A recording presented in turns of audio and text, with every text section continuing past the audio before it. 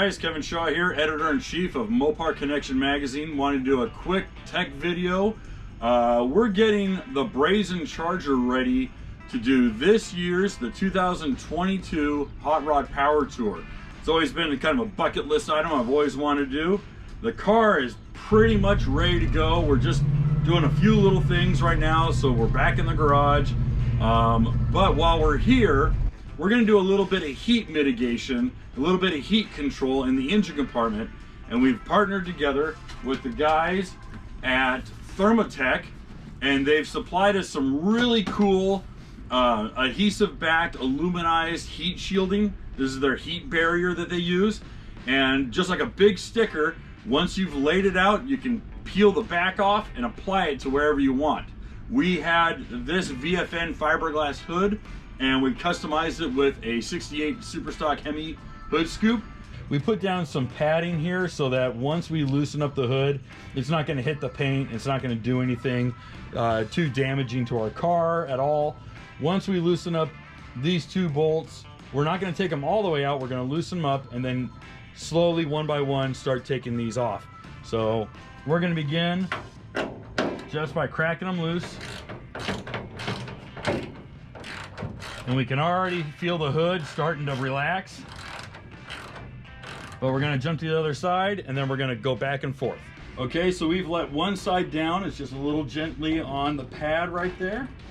And we're just gonna take these out, making sure we take the tension off. And this last one is just finger tight. And here we go. Now the easiest thing to do with these fiberglass hoods is a lot like an old A12 liftoff hood. Since we were doing a large area, we asked for their largest sheets, and we got two of their 24 by 48 inch sheets. Now as you can see, just one sheet covers the majority of the area that we're going to be working with. So the great thing about this aluminized heat barrier is that it can withstand up to 400 degrees of continual heat on it. But it's actually rated up to 2,000 degrees, but we don't expect to see that unless we, God forbid, have a fire. Okay, so our first step here is to do a little bit of measuring, and we're gonna get our trusty Sharpie out. We're gonna mark all of our barriers, all of our outside lines.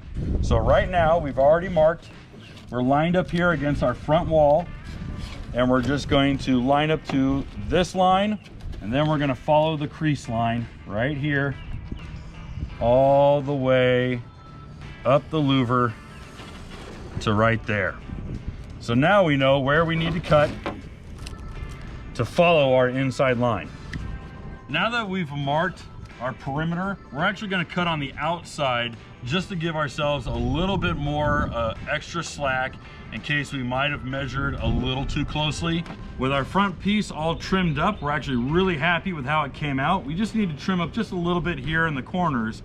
We have one more step to make before we can peel the back off and lay it all down, and that is we got to take the hardware off of our stanchions that hold up the front of the hood scoop, and that way we can lay it all down, we can punch a nice hole through there, and we can put our hardware back on and not have to worry about cutting real big holes out of the heat shield. And then of course we're also going to mark and trim around the hood scoop as well.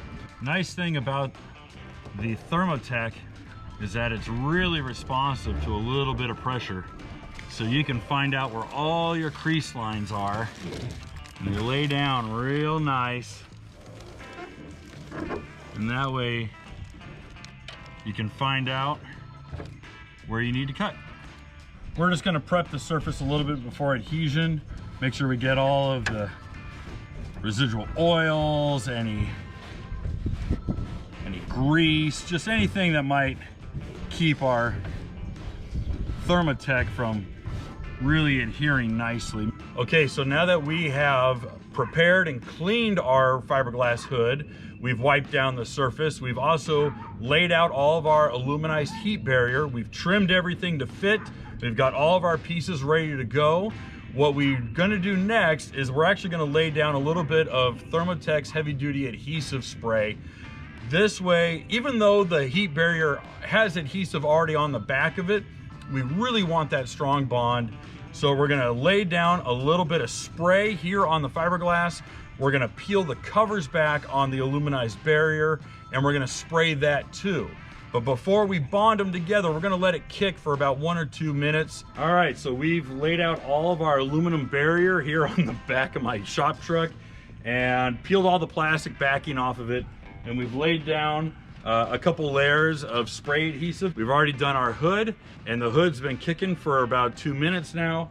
So we're gonna start laying everything out and getting a good, nice, permanent bond to the hood, and finally wrap up the hood.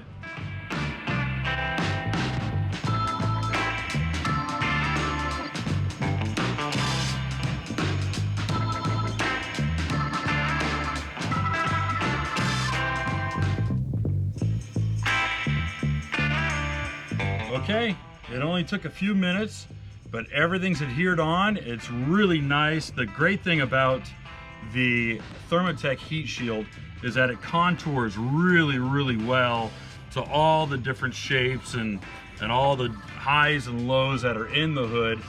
So we're really happy with this. We just did a real quick just wipe down to get all the extra spray glue off, and we're ready to put this back on the charger and fire it up and do some really good burnouts and have a lot of fun with the car.